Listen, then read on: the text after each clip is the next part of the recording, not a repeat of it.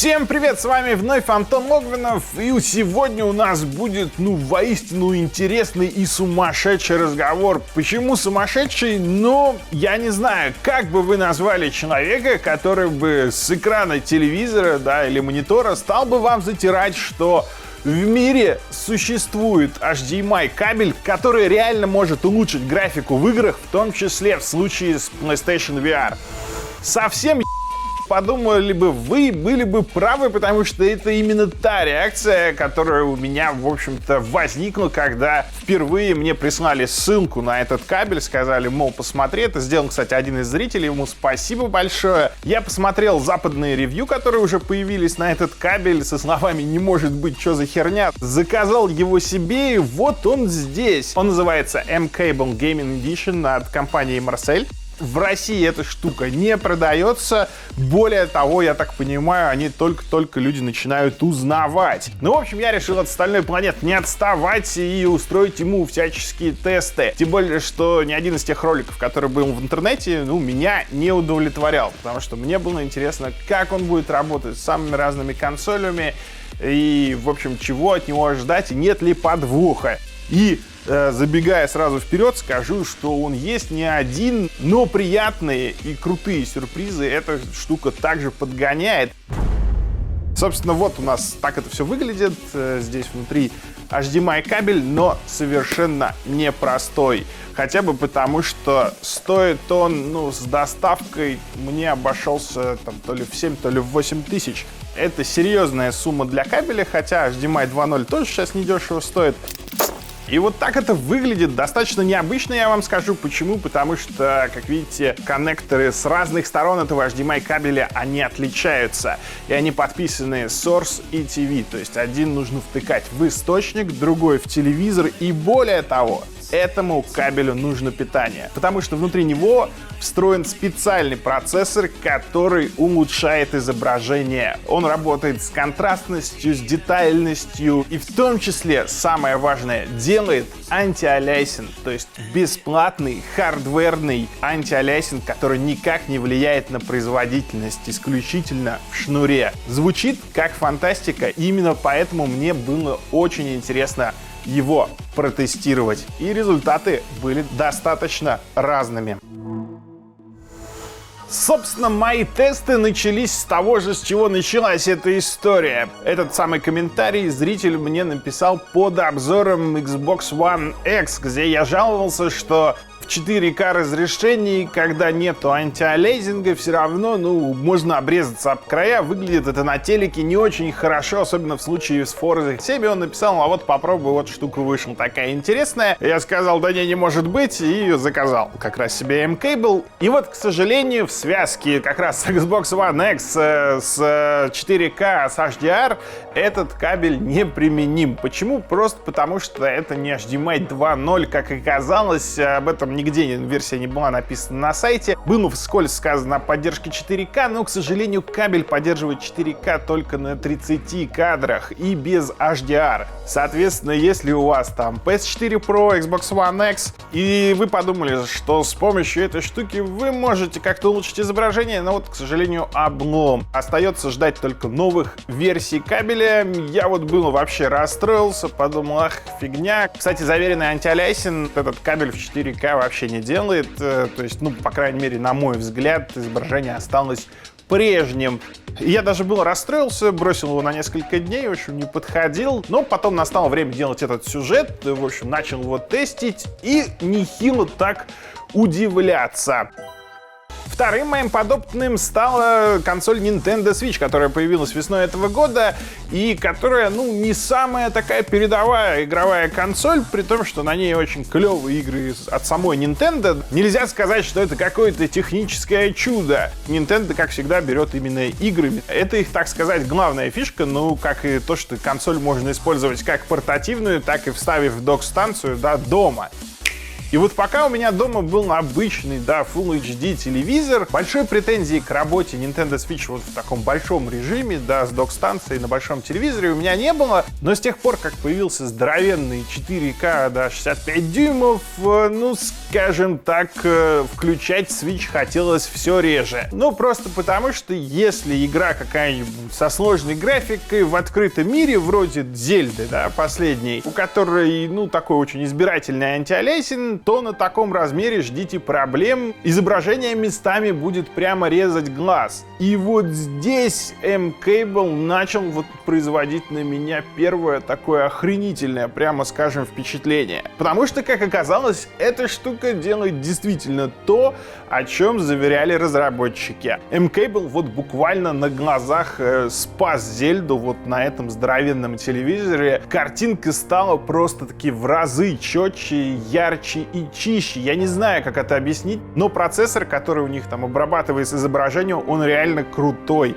Это, конечно, не супер-мега антиалиасинг апскейл до 4К, но это что-то сопоставимое, если вы в настройках на ПК выбираете SMMA, там FXA, вот эти все дешевые способы делать антиалиасинг. И в случае с Nintendo Switch, в случае с Зельдой, это произвело просто-таки драматический эффект вот на этом телеке. Игра из ужасной там с лесенками превратилась в очень приятное зрелище, когда ты смотришь и думаешь, а 1080 передо мной или получше разрешение? Потому что кабель на самом деле работает не только, да, с антиалиасингом. Он убирает вот то, что называют мыльцом ненавистники консоли, то есть изображение прямо становится гораздо чище, четче, ровненьким, не идеально, то есть все там лесенки он не убирает, но разница драматическая, критическая вот для такого размера экранов, то есть с M-Cable на Nintendo Switch можно играть на 4К телеке, это просто фантастика.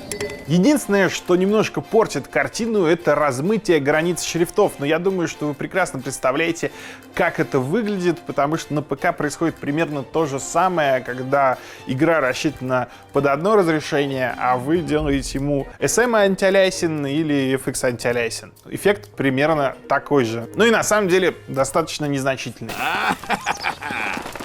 Следом я запустил Xenoblade Chronicles 2, в которую, кстати, мечтаю поиграть уже после сезона, после того, как мы сделаем все ролики, просто на зимних каникулах сесть и поиграть. Я с этими ребятами со времен Xenogears и Xenosaga, и очень-очень хочу посмотреть, что они на этот раз сделали. Проходить, наверное, времени не будет, но это одни из самых крутых разработчиков, которые вот сейчас делают эксклюзивы для Nintendo Switch. Важно здесь то, что Xenoblade Chronicles 2 в оригинале достаточно хорошо сдобренная антиалиасингом игра. Картинка в ней достаточно четкая. Графика в игре не супер, но зато без артефактов достаточно ровная. И, собственно, я не ожидал никаких чудес, свершений. Ну и здесь он смог меня удивить. Почему? Потому что, ну вот те моменты, когда там камера плывет, начинают ползти артефакты, начинает вот небольшое хотя бы дрожание быть, он их погасил. Игра вновь стала чище. Даже ролики, которые в ней очень-очень пикселявые, очень пожатые, это на таком телевизоре видно, они стали выглядеть лучше. А я напомню, M-Cable есть еще для кино. Он действительно работает с изображением, делает его мягче, плавнее. Я не знаю, как это объяснить, но даже когда ты отсматриваешь футаж на ноутбуке, тот, который пропущен через M-Cable, он выглядит стабильнее, приятнее и, в общем, удивляет. All right. Back to making money. Но не все идеально. Третьей игрой, которую я посмотрел, был Mario Odyssey. Совершенно прекрасная, одна из лучших игр года. Я впервые вот сейчас только до нее добрался. И пока, в общем-то, делал этот ролик, тестировал кабель, прошел сходу там первые 3 или 4 мира. Оторваться было действительно сложно. И вот как раз на этой игре M-Cable показал себя не с лучшей стороны. Почему? Потому что в оригинале Марио и так отлично выглядит, сдобрен антиалиасингом. То есть лесенок в нем практически нет. Сама картинка, ну ведь видно, что художниками все краски, все вот что можно выкручено на максимум, чтобы это максимально цветасто, контрастно смотрелось, в общем-то, на любом телевизоре. И игра выглядит великолепно. И, в общем, в таких условиях, когда сглаживать нечего особо, здесь M-Cable работает скорее в минус. Да, какие-то мелочи, какие-то вот совсем небольшие сценки, где там были дефекты, он сделал их лучше. Но при этом в некоторых сценах у этого кабеля явно проблемы как раз с обработкой изображения, потому что все дико цветастое, а он хочет это улучшить и, видимо, до конца правильно не знает как, поэтому некоторые сцены как раз теряют в контрастности, становятся более светлыми. И, честно, несмотря на эффект сглаживания, я бы предпочел оригинальную игру. Вот здесь очевидно, что ему же в первую очередь нужно дорабатывать, это возможность отключать все эти улучшайзеры. Потому что, если вы используете M-Cable на постоянке, должна быть такая возможность. К сожалению, если здесь ты выдергиваешь USB, выдергиваешь питание, умирает целиком провод, он ничего через себя не пропускает. То есть у тебя нет выбора, ты можешь либо вот со всеми улучшениями его использовать, либо никак. И в общем, в противном случае перетыкать провод, или как один, опять же, из зрителей мне писал, как он сделал, он поставил сплиттер и просто переключал. Тоже вариант, если не влияет на input lag. Кстати, это одна из самых охрененных вещей относительно M-Cable, у него меньше миллисекунды одной лага он дает. Я сколько не пытался сравнить, разницы вот просто никакой. И это на самом деле дико важно, почему об этом чуть позже.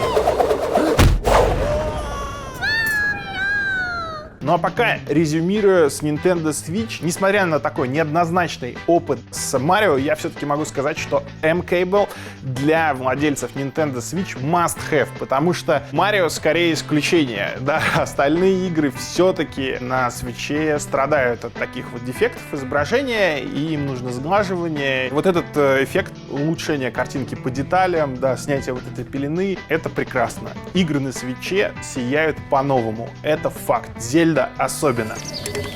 И я практически уверен, что этот опыт можно распространить на все старые консоли, на Wii U, на Xbox 360, на PS3, возможно, даже на более младшие. Я уж настолько заморачиваться не стал, я и так с этими тестами провел целых 3 дня. Я просто охренел. Тут все перетыкать, у меня тут просто кухня в черт знает что превратилась. Свалка гаджетов, проводов. Сейчас вы поймете еще почему. Дальше мне стало интересно, как кабель все-таки будет работать с текущим поколением игровых систем, но не с PS4 Pro, да, и с Xbox One X, а с их младшими собратьями, которые вышли несколько лет назад и уже во многих играх, как бы сдают позиции. И тут на самом деле все было достаточно интересно. Я достал, в общем-то, сдунул пыль с самой первой своей PS4, которая была вообще первая в мире, куплена раньше всех в Америке. Надеюсь, вы помните эту историю. Если не застали те времена, идите, мотайте, смотрите. Первая в мире PS4 живет здесь, до сих пор работает, что меня радует. В последний раз, когда я ей пользовался, можете понять по играм. Здесь стоит Batman Arkham Knight и Mirror's Edge, и, в общем-то, ради чистоты эксперимента доставил сюда Assassin's Creed истоки и Battlefront. И на самом деле результаты, опять же, были интересные, очень сильно зависели от игр. Я первым делом запустил Mirror's Edge, и оказалось, что DICE проделали клевую работу. До сих пор игра смотрится, в общем-то, неплохо, и она практически полностью сглажена. Программисты DICE знают свое дело, и даже на предыдущей модели PS4 игра до сих пор выглядит огонь. M-Cable, что-то там сгладил, но особой погоды, в общем-то, не сделал. Совсем другая история с Batman Arkham Knight. Это одна из самых красивых игр до эпохи до PS4 Pro и Xbox One X, с шикарным открытым миром, с кучей, в общем-то, эффектов, детализации, но одним существенным недостатком: антиалиасинг там просто не ночевал, сглаживания нет нигде, обо все, весь этот город громадный можно обрезаться, и когда ты его запускаешь на таком телевизоре, это прям вообще раздражает, дико раздражает. И вот тут M-Cable, в общем-то, показывает себя со всех сторон просто охренительно. Конечно, он не убирает всех проблем. Там столько этих углов, об которые можно обрезаться, что не счесть. Но он делает картинку намного более приятной и, кстати, гораздо более детальной и чистой. То есть все-таки, наверное, там не 1080 разрешения на PS4. M-Cable ощутимо поднимает чистоту картинку, ее сочность и очень многие острые углы убирает, сглаживает. Ну и в общем, как вы можете догадаться, все зависит опять же от игры, есть ли в ней сглаживание. Я специально скачал современные игры, я думал, что многие разработчики уже забили на сглаживание, да, и что на саму PS4 больше ориентируются на PS4 Pro.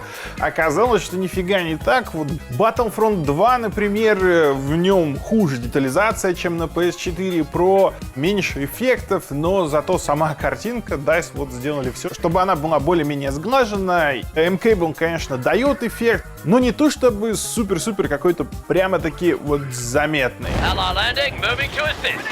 То же самое касается, например, Assassin's Creed Origins, хотя это очень странно для Ubisoft, да, но Origins на PS4 смотрится просто молодцом, отличное сглаживание, и M-Cable здесь просто нечего делать. Ты отпустил бороду?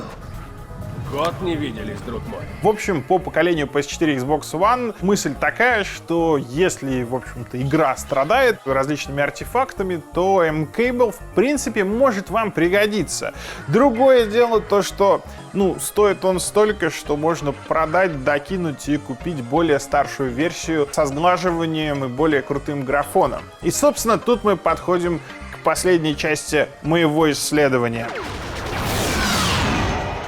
Ну а последняя часть моего исследования посвящена уже PS4 Pro. Несмотря на полученный опыт, мне хотелось проверить, что даст использование M-Cable вместе с PS4 Pro в разрешении 1080. Будут ли какие-то, знаковые улучшения картинки? Ну и, как вы можете догадаться, вот из того, что я уже рассказал, что если в игре все очень хорошо со сглаживанием, то M-Cable, если улучшает картиночку, то совсем-совсем незначительно, незаметно. И как и в случае с Марио, если разработчики прям серьезно как-то заморачиваются с цветами, как, например, разработчики Battlefront, то кабель может пересветлить картинку в каких-то сценах. В общем, нельзя однозначно сказать, какой из вариантов лучше. Какой-то более контрастный, какой-то более гладкий. И по большому счету могу сказать, что те, кто пользуется PS4 Pro, вам M-Cable совершенно не нужен. За одним, правда, исключением. Если у вас дома есть PSVR.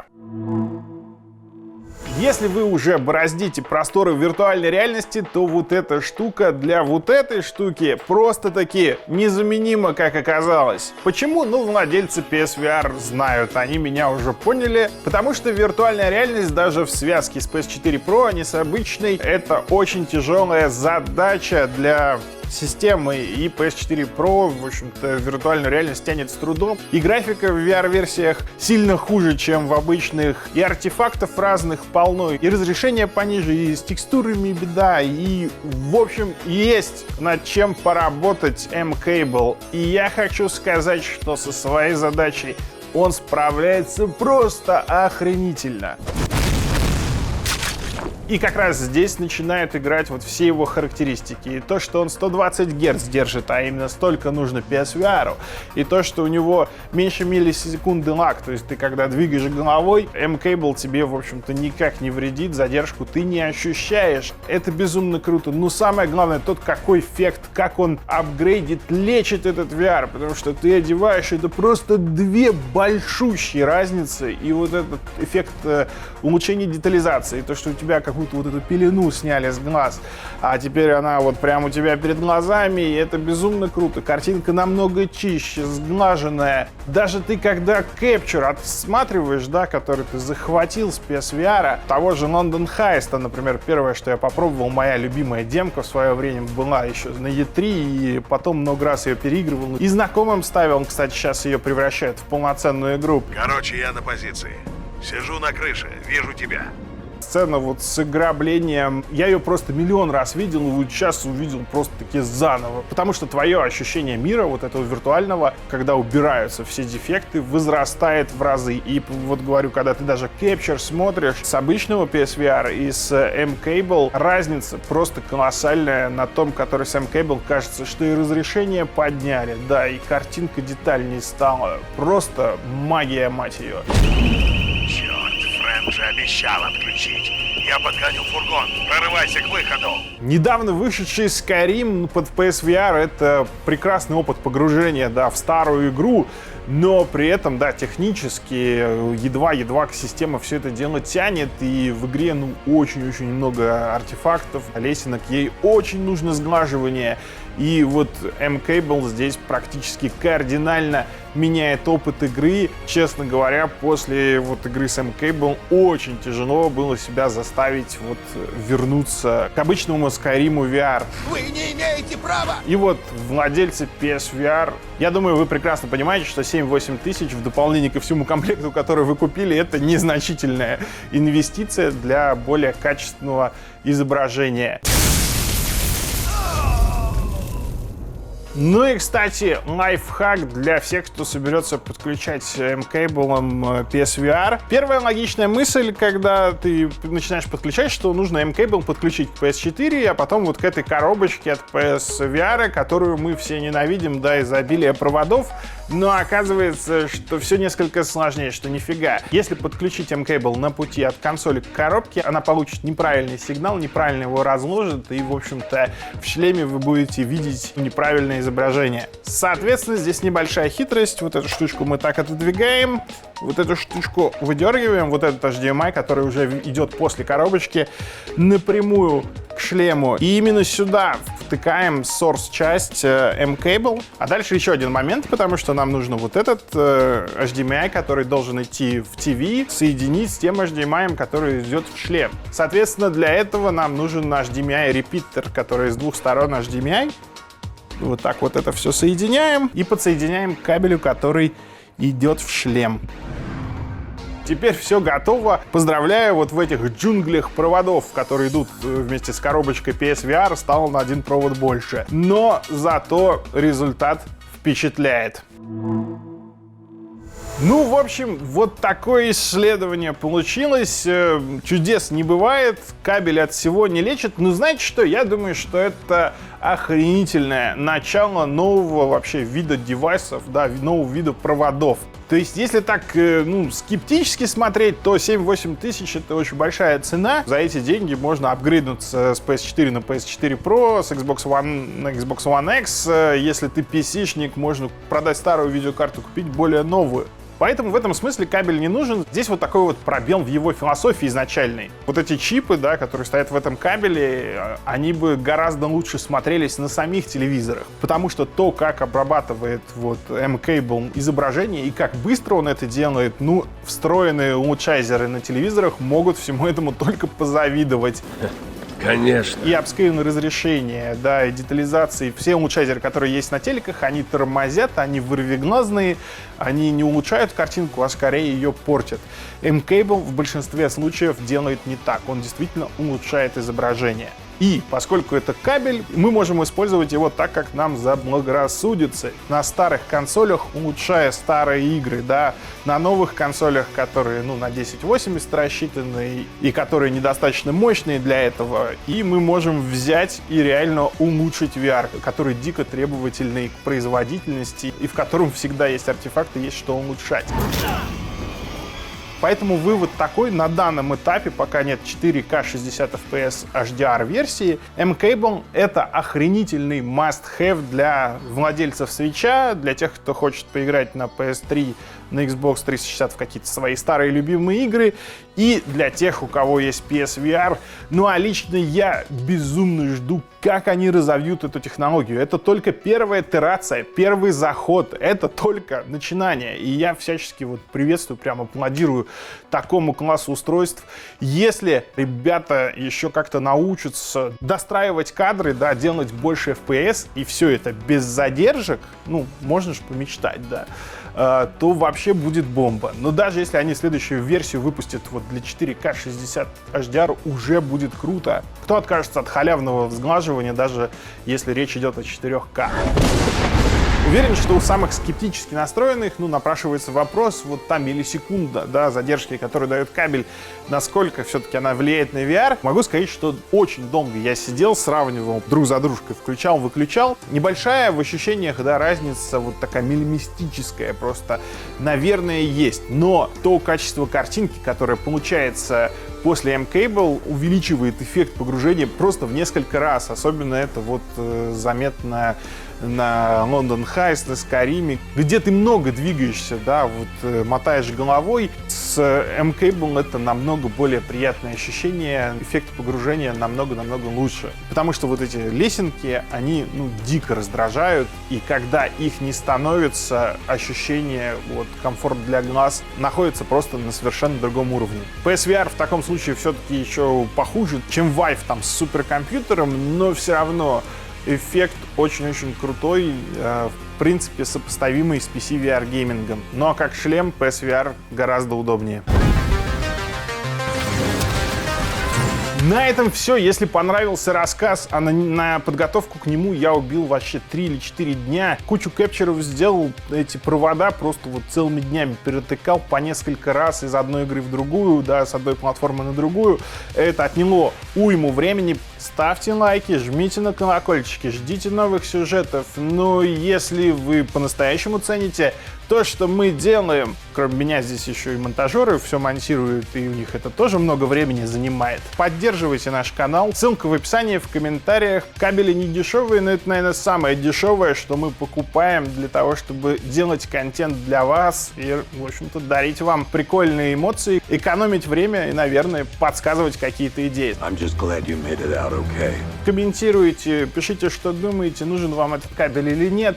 Ну и увидимся в следующих сюжетах. Счастливо!